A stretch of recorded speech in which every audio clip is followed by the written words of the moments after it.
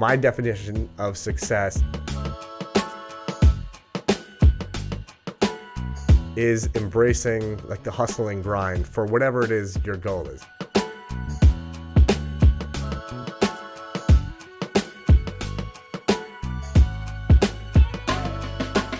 Hey guys, I am super psyched to have I would say the preeminent DJ in the Indian community. I'm sure you would agree with that statement. Thank you, appreciate that. In the house today, DJ Suhel is here, and I first met Suhel, must have been like 11 or 12 years ago when Sanjay and Pooja, my brother-in-law, got married. Suhel DJ'd that wedding. It was like a really big deal to have you at that wedding. Cipriani, 42nd Street. That's right, man. It was That's like right. the first, Pouring rain. like statement Indian wedding at that property. Yeah, man. Yeah, and it was a great wedding. Yeah, it was awesome. And you did a great job DJing it, of Thank course. And then we reconnected, I would say like 10 years later. But I wanted some music at a summer soiree I was having. And I just reached out to you. I was like, it would be cool to have DJ Suhel there. And Yeah, you were like, fortunately, you were available. Unfortunately, it was a rain out, but we had a good time, man. We got to chill and great time. Get to know each other a bit. So I'm really excited that you came out here, man. Suhel has the flu, so he was a real trooper, made it out here this morning, and we really appreciate that, man. Thank you. Really excited to hear your story. I know you're involved in so many things, man, but before we get into all the exciting things that you're doing now, one of the things that I kind of have started doing in the last few podcasts is asking all of my guests what their personal definition of success is. And it's so varied. Everyone defines success in a different way, but ultimately I feel like it all distills down to like the same essential thing. But I would love to hear how you define success, man. That's a great question. I mean, I actually, did a fantastic event about a year ago, and I've been doing this event now for a couple of years for the French American School of New York, which is in Westchester, like Mamaroneck, like that whole area. And it's interesting that they would come to, an Indian DJ to come and rock their events. I mean, the fact that, you said that I'm a preeminent Indian DJ doesn't only mean that, I do Indian parties, right? It's just one more genre of music that I can play when I'm rocking a room, right? So if I needed to remove that genre and just kind of just straight rock a room, whether it's top 40, hip hop, 80s, 90s, whatever it is, we can do that too. Like the Indian stuff, it's just, it's just a bonus, right? So I did this event last year, and their keynote speaker was, he said, what really defines success? And it was really eye-opening, right? So a lot of people look at success as all right, well, I've made it and I'm making a lot of money, right? Whereas, this guy, I vividly remember him saying something along the lines of success is not necessarily defined by how much money you're making, but more so how much of a difference and how much of an impact you're making by doing what you love, right? I think it's safe to say that, a lot of our families emigrated here to the United States to really give us a better future and allow us to do, a lot more things that, we would want to do and things that would make us happy, right? So I really think success for me, is pretty much how happy are you? And how happy are you doing what you do and doing what you love? I mean, that's really well said, man. And it's clear to me just watching when you work and even just following you on Instagram and just the little videos and stuff that you post on your story that you clearly love what you do, man. Yeah. I mean, from the second you arrive at a party to you're into it, man. And, there's a lot of passion for what you do. And I think you're right, man. I think it's that passion. And if you're passionate about what you do, just the positivity that comes out of whatever you're doing is contagious, man. And that's, you have that in your work. It's infectious. I feel like I have that in my work. I love what absolutely, I do. 110%. And, it makes it fun. And, you're really just putting all that positive energy out there, man. So I love that definition of success, man. And like I said, you clearly are living that. That's your truth. So you mentioned, obviously we're both first generation. Our parents came from India. I can't imagine that it was an easy sell to your parents that say, hey, I want to be a DJ. How did all that start? How did you DJ in college or high school? And how did it sort of snowball into what it is now, which is this huge enterprise? So, my parents were known for the parties they used to throw at home. Their parties were legendary, and people would just do whatever they could to get invited to them. And they used to entertain a lot, and we had fully finished basement with a really long, like 30-foot bar, which my dad built by hand. He built like a little like disco room, which was like our nightclub. We had, lights hanging from the ceiling, sound system and DJ equipment. Really? And, my dad's attitude was like, well, why should I pay somebody to bring this stuff in when I'm entertaining so much? I might as well just have it here. So, one day I just kind of like, snuck downstairs and I started playing around with some, old like rock and roll records that I used to buy. And so these are like turntables your dad yeah, had? turntables. Wow. And like the whole mixer thing and all yeah, that stuff? turntables, mixer, everything. And I started doing some like really, really interesting like live, mixing with like some rock stuff and some, Indian stuff. And then some, back in those days when I first started, like, growing up in Queens, like freestyle was really big, so we used to kind of like, mess around with that stuff. How old were you? I want to say I was about maybe like 16, 17, and I got into dance music back then. Back in those days, Hot 97, which is a predominantly hip hop radio station, they used to have the Saturday Night Dance Party, which was a live broadcast from like major nightclubs in New York City. They would do like Palladium, they would do like Sprats on the Water, like all these like all over the place. And Glenn Frisha was their DJ, and instead of going out with my friends on a Saturday night, I would just kind of sit home and like put on my headphones and listen to Glenn's show and record it. And I would drive around in my car. I just got my license. I would listen to his show and just kind of like understand like what he was doing live in the club. And then I went out and started to get the same records that he was playing and try to just kind of mix them the same way. And once Like what stuff? Like what stuff? Like what kind of which records were you getting? There was a record called "Push the Feeling On" by Nightcrawlers, big record. I Like to Move It by Eric Murillo, Real to Real. Love and Happiness by India, In the Ghetto by Bad Yard Club. Like all these like really really big dance records from like the early '90s, and these were like big boy tunes, right? And I would go to the record store and I would spend like $100 on records, my allowance money, whatever I had, and I would just make mixtapes for my friends in college, and I would just like make them and give them out, and people were like, you're really good, you should do this. Were you DJ Suhel then? Was that like did you start like the mixtapes were DJ Suhel brand? Yeah. Where did you go to school? Stony Brook. Okay, cool. Stony So, that's actually a pretty big party school. Yeah. Like during the week, the Dark Stench. Yeah. Bench. Well, Park Bench, right? And then we call it the Dark Stench. Yeah. But the Park Bench is really interesting. We'll get to that in a minute. But I didn't have like a sound system that I could take out of my house, and like the turntables were like just kind of built in. So I never really had like the opportunity to do it like outside of my house. And people were like, "Oh, you're really good. You should consider doing this." I'm like, "Oh no, I'm just having fun. I'm making like tapes for you guys to enjoy, so on and so forth." And then just like scratching and all that stuff on these mixtapes. A little bit. And stuff and, a little bit. I mean, it was more about like mixing and just kind of keeping the vibe and keeping the pulse going. So it was like whatever, one side of a tape or something, 30 minutes or whatever, 45 minutes. Oh, I would do both sides, 90 minutes. It's like 90 minutes straight music. Yeah. So then tell me, so you give the tapes out, everyone's like, "Hey man, you got a DJ, you're really good," and then what happened? So then, we had this club night on campus at this place called End of the Bridge, and they had just gotten rid of their DJ. And I brought in a buddy of mine from Queens, really good friend, DJ Lava, big inspiration of mine. Pretty much, it was pretty much him and Glenn Frisha that like just kind of gave me like my early tutorials and being able to like understand like what DJing really is. And I of course didn't have equipment that I could get out of my house, right? And they needed a DJ, so I hooked him up with the Thursday night spot over there, and they came in with this like had equipment. Yeah, huge, massive sound system, and they just, did the Thursday night, and there was like, I would go, I was like to tag along, just hang out, like, hang out in the DJ booth, be cool, this and that, whatever, so on and so forth.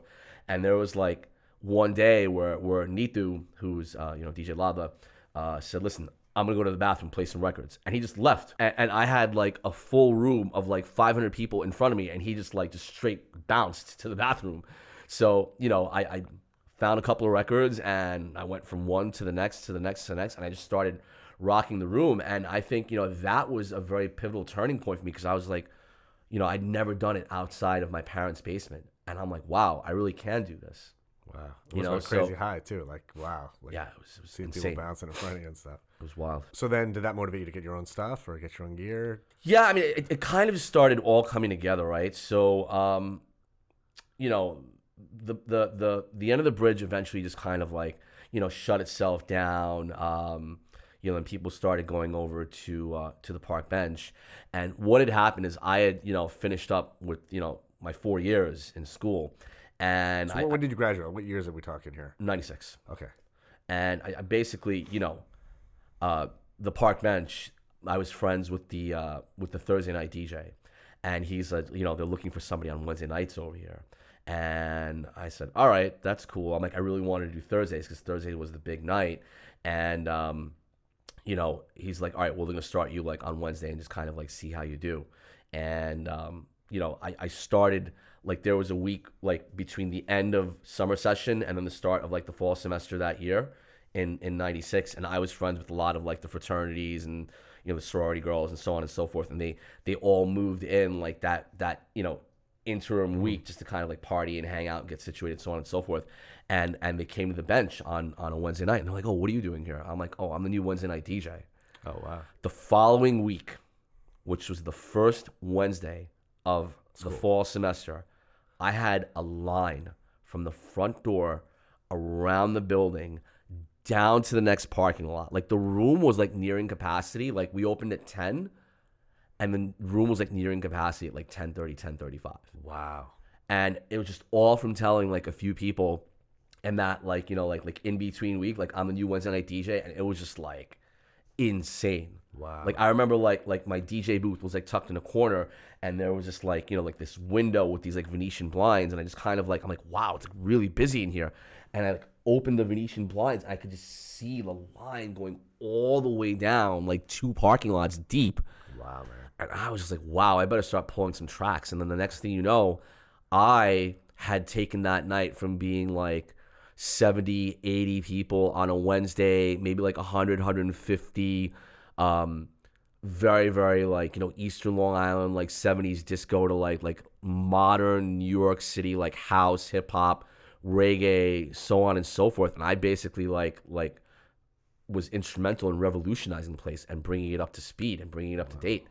And, you know, coming all the way from, you know, back in Queens, because I had obviously left campus, you know, Wednesday night, I would like, you know, like every Wednesday I would wake up and have the biggest smile on my face because I was like, oh, it's Wednesday night tonight.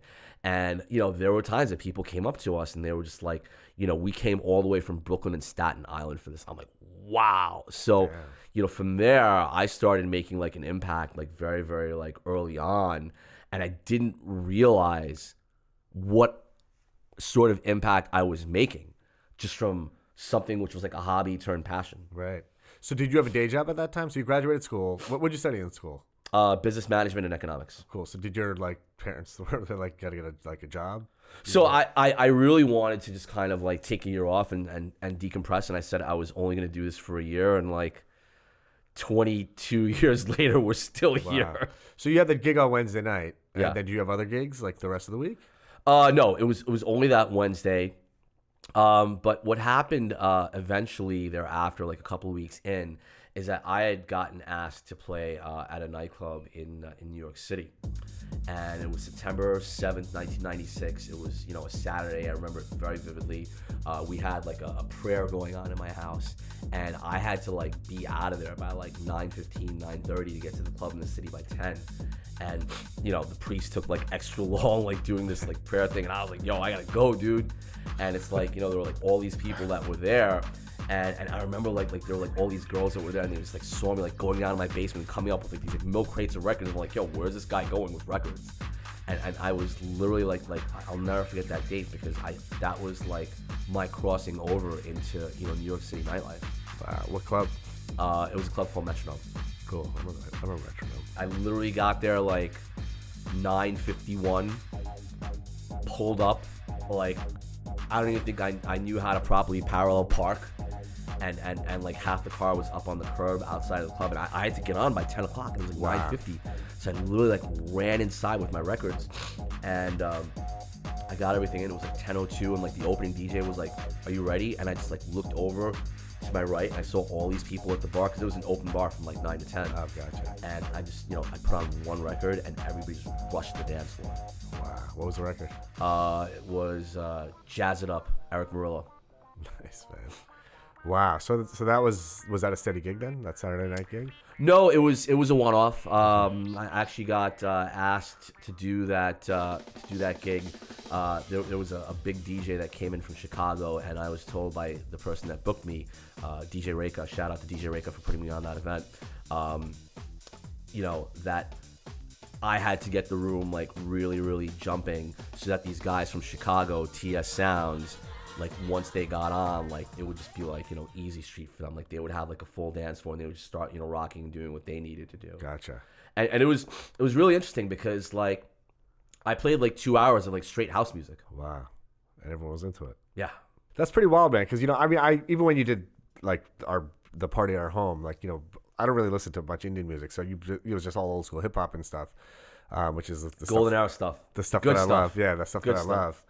I love. But it sounds like, man, you must have like a crazy collection, man, of music. Right now everything's all digitized. You're using your Mac, I guess, right? Yeah. But at the time, you literally had to have. It was always records, I guess, for you, right? Like, Yeah. You never make records, and then like we migrated over to CDs and this and that, whatever, and then the CDs were the bridge to like going to the laptop.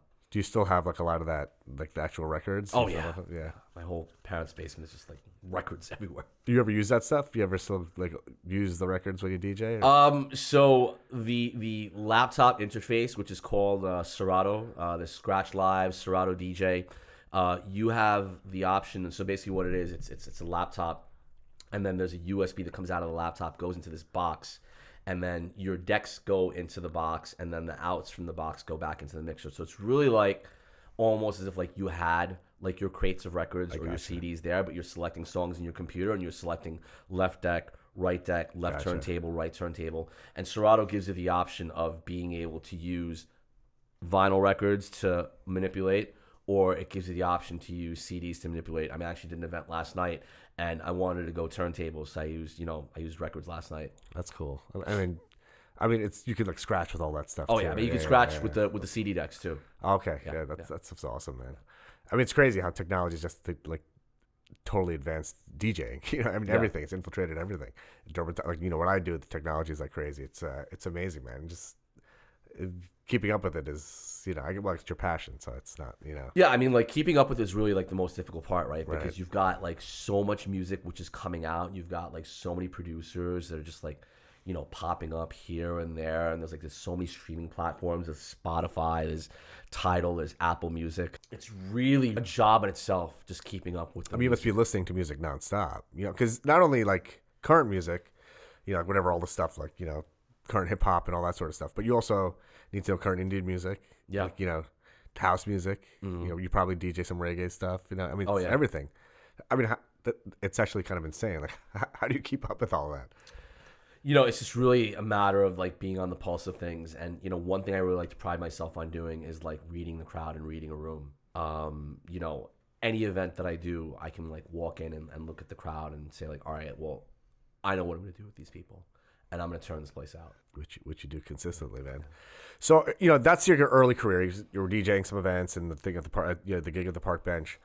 When did that turn into like you're like impossible to even book for an event? Like, you're basically booked up for forever, every weekend. Yeah. Every weekend there's a wedding, and there's like, all these events. Even you happen to have that one Saturday night off, like when I had asked you to do something, but I had to book you like it was so far in advance, even like it was like I think it was 2 months in advance or something, and your calendar was basically full. I think someone actually had dropped an event, and that's why you had an opening. Yeah. That I kind of lucked out. When did that start? Like, when did it just snowball into that? And you're like, you know what? This is my career. Like, I'm going to make a living doing this. I think it just kind of started in like 1998. I started getting booked at like nightclubs like on a weekly basis, and a lot of the people that were coming to our parties were like like hooking up and like starting a date and this and that, whatever.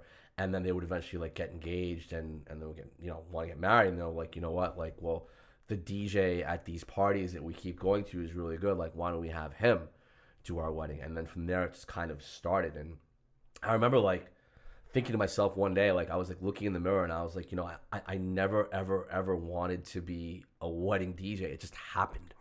Right. And the reason why it happened, and it happened so well, is because I approach, you know, what I do when I'm at an event more of like an artist which is performing rather than somebody that's just playing music. Right. And part of that, you know, artist performance vibe that I give to my clients comes with, you know, being able to read the room and, you know, take the energy from like a 5 to a 10 and hold it there the whole night. Right. Which is a real challenge. And that's why like a lot of people were like starting to book me. And then, you know, I was doing a lot of like, you know, conference events and conference after parties throughout the country. And this one couple came up to me at an event in Orlando, Florida, and they like, we really love you. You know, we're having our wedding at the Bellagio in Las Vegas. Would you come and perform for us? And this was back in 2000. And, you know, they got my information and they eventually did follow up on that, you know, on that discussion, and they reached out to me. And, you know, this is back in those days where like there was no like, you know, like I wasn't very internet savvy, this and that. They weren't texting you like that. Like, there was nothing. Yeah. And I didn't even know what the Bellagio was. Right. I think I charged them like something obscenely low, like $800. And I was like, wow, man, we're going to be rich. Right. And then, you know, I was just like so happy to like being able to like go to like Las Vegas, and people like, oh, where are you DJing? I'm like, oh, someplace Bellagio. And they're like, wow, it's a really nice place. And like, I remember like when I got there, like, you know, like the Fresh Prince of Bel-Air, like when he gets to like Uncle Phil's house and he like looks like this is me. I was like, damn, I should have charged more money. That's great, man. Yeah, I mean, now, dude, you're everywhere. I mean, you're around the world, basically, right? I mean, you've done a bunch of international events too. Yeah. Right? Yeah. Like, where are some of the spots that you've been? We have done, you know, events in St. Thomas, St. Martin, Aruba, London, Spain, Barbados, you know, Mexico. Hawaii, I know you were in Hawaii. Hawaii, yeah. You know, we've got like a really, really cool wedding event coming up in June in Lake Como, Italy. Really? Yeah. Indian wedding? Yeah. Wow. That's crazy, man. Wow. I know you have like some side hustle going on too. That's obviously DJ is like your main business, but I've been seeing 1947 beer literally like everywhere. Yeah. What's the deal, man? Tell us a little bit about 1947 beer and how you're involved in it. So, about 13 years ago, we were just kind of sitting around, myself and my partners, and we were just like, you know, why is it that we go out for like a good like Japanese meal, you can have like a Sapporo or an Asahi, and like your Japanese food will taste good with the beer and vice versa. You know, even you go for an Italian meal, you can have like a Peroni and like your Italian food, and the beer will complement each other well. I mean, even like Mexican food, you've got, you know, Dos Equis, Modelo, Tecate, right, and your fajitas will pair well with the beer, and the beer will pair well with the food. We love beer. And we said, why is it that like when, you know, we go out for Indian food, you know, the beer has its own like, you know, type A personality, right? And Indian food, as we all know, is very flavorful and very spicy, quite arguably the most flavorful and the most spiciest out of any cuisine. And, you know, we felt that whatever limited beers were available, you know, it's kind of like a tug of war in your mouth for like, you know, attention. And, you know, as we both know, you know, type A and type A don't go together. Right. You know, sometimes you got to have some sort of like a complementary, you know, so on and so forth. So we said, let's come up with a beer which tastes great by itself, but also pairs well with the flavors of Indian food. And we said that once we were able to successfully develop something that paired well with the flavors of Indian food, it would pair well with all cuisines. And 1947 was born. 1947 is the year of Indian independence. Right. So what's the process though? Like, you know, so it's great. You have this concept with your boys or, you know, whoever your business partners are. Then what? You go to like a brewer and say... So, you know, we did a lot of back and forth. We worked with a well-known, you know, celebrity Indian chef just to kind of, you know, help us get the pairing aspect right. You know, we did a lot of, you know, sampling of people, you know, 3 different iterations of the beer before we, you know, said like, all right. Who makes those? Like, what's the guts of this? Like, who makes the beer? So we've got a brewmaster that we work with as well. Okay. In the States? Yes, in the States. Cool. So, and you say like these flavors, like what are like the signature flavors? Would you say like in 1947 beer? Like, So we use Dortmunder hops from Germany, uh-huh. Canadian barley, spring water. I mean, those are the three, main components. Okay, and then you say, hey, this is like, whatever the ratios are. Let's try this. He makes a couple of batches of it, and you're like, this is the one. We sampled well over 1,500 people before we put the label on the bottle. Wow. And the process of putting the label on the bottle was a year in itself. People, like when we started the project, people were just like, you guys are nuts. And now we have grown the brand to be in 13 states, 2 countries. We're about to add a 3rd country. New York, Connecticut, Virginia, North Carolina, South Carolina, Washington State, Oregon, Washington, D.C. Nevada is about to kick off. I've already told my partners, like, listen, as many times as I need to go to Nevada, I'll go. Don't worry about it. I got Nevada. That's my territory. And then the big game changer, which I'm really proud of, which is about to kick off, is Texas. And to have the whole state of Texas, I mean, we're looking at, a potential sale over there of just like, 1,000 to 1,500 cases a month. Wow. And because of that, we now have to open like 2 more points to manufacture just to keep up with the demand. That's amazing, man. So where is the brewed? It's brewed in Harrisburg, Pennsylvania. Okay. We've got, a contract with a brewery over there that, does our brewing, but we're hitting capacity over there now. Wow, man. That's amazing. So you and how many partners are involved in this? There's 5 of us. That's incredible, man. I mean, wow. How do you even have the time to do that? That's like a job in and of itself. You make time. Time management is very key, and I think that's what you and I are very much with. We share this common bond about like the hustle, right? And part of the hustle is really, really good time management, making the effort. If you want something to happen, it's really, really just all up to you. That's right, man. I mean, it's well said. Yeah, you just everything is a priority, basically. Right, but there has to be a balance, right? Right. Like there's a balance between my DJ business, right? There's a balance between 1947. There's a family balance as well. I've learned something in my hustle, and the hustle, like what I've learned is that if your business is really that good and your product is really that good, people will. I don't like to keep people waiting, but if somebody wants to partake in your services, right, whether it's like waiting to get an appointment with you or like finding a date with me where like, I'm available for an event and just kind of like basing their calendar around my availability for their event, like they'll make it happen because, quality knows quality. Yeah, that's so true. That's something it's a hard thing to learn when you're like running your own business, because you want to just satisfy as much demand as you possibly can, but by doing that sometimes the quality gets sacrificed, right? So it's like maintaining that quality is the key, so not overstretching yourself. Yes. Right, so you can deliver like A+ quality every time. But that's a lesson that you learn. It's almost like you have to, like, I posted something yesterday on Instagram about like you fail your way to success. Yes. I think that's something that's, it's really easy to dilute your brand. Even with my practice, like I think there was a period where, it was never diluted, but I was like kind of felt like it wasn't, my personal touch wasn't really there as much as it was in the beginning, because I'd kind of overstretched myself in the beginning. I was like working my ass off. Then I got help, and I got folks to help me out, the doctors, a PA. And then it enabled me to kind of take a step back, only to full circle, I'm back in the game now. Like I'm right. back. I want to be there now.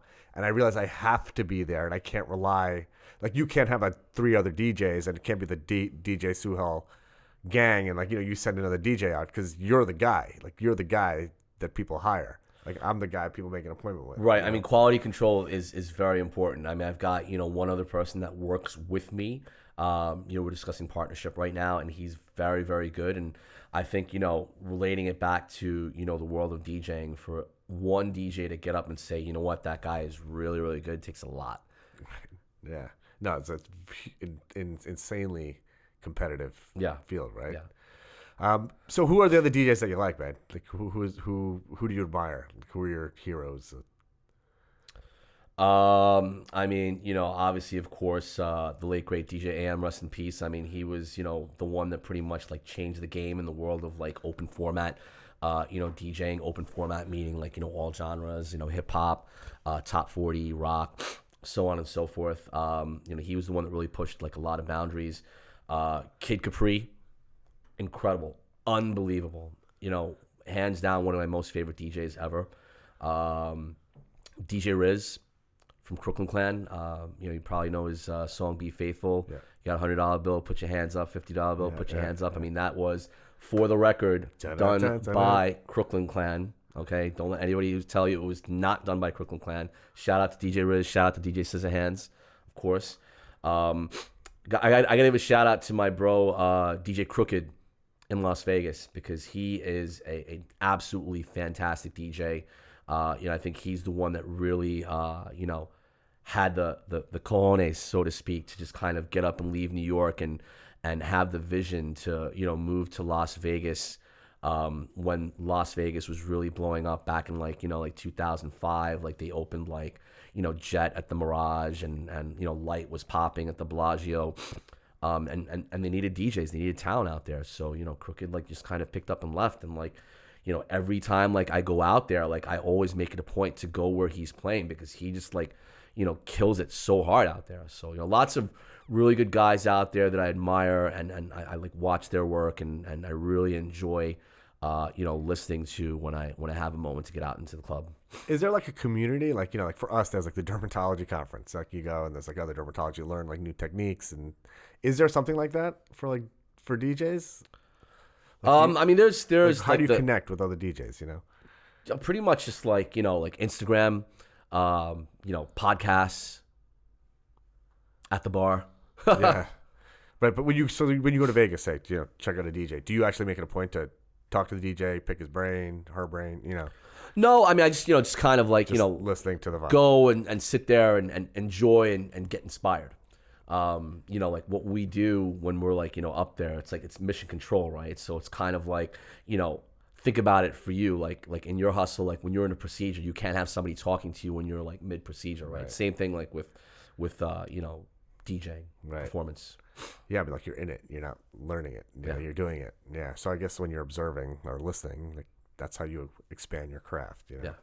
It's kind of like when I watch someone else do a procedure or something like that. Yeah. Yeah.